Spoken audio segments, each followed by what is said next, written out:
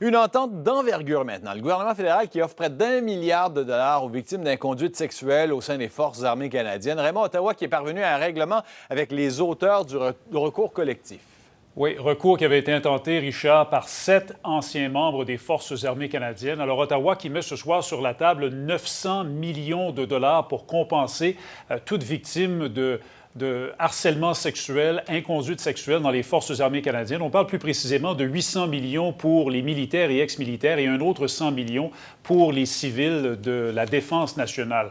Alors, il y a un avis qui a été publié, c'est ce que vous voyez en ce moment, a été publié au cours des dernières heures pour inviter les gens concernés à s'inscrire. On lance l'invitation aux gens qui ont subi harcèlement sexuel, agression sexuelle et discrimination fondée sur le sexe, le genre, l'identité du genre ou l'orientation sexuelle en lien avec leur service militaire ou dans le cadre de leur fonction au sein du ministère de la Défense nationale du Canada. On dit que chaque victime pourrait recevoir jusqu'à 150 000 $ en compensation.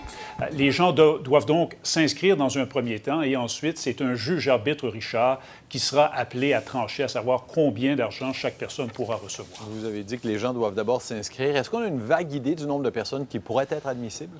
Les avocats à qui j'ai parlé n'ont pas osé s'avancer sur un nombre précis, Richard, cet après-midi, mais on parle de beaucoup de gens, possiblement des dizaines de milliers de personnes. C'est un processus qui pourrait prendre des années. Ça risque d'être assez long. Il y aura une audience pour approuver cette entente hors cours en cour fédérale. Ça va avoir lieu au milieu du mois de septembre.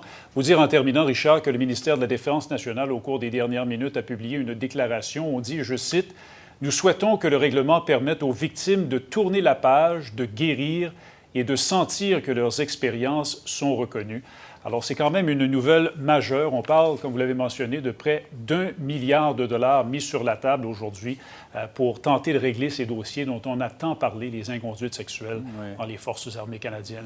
Des comportements franchement inadmissibles à l'époque. Merci, Raymond. Je vous en prie.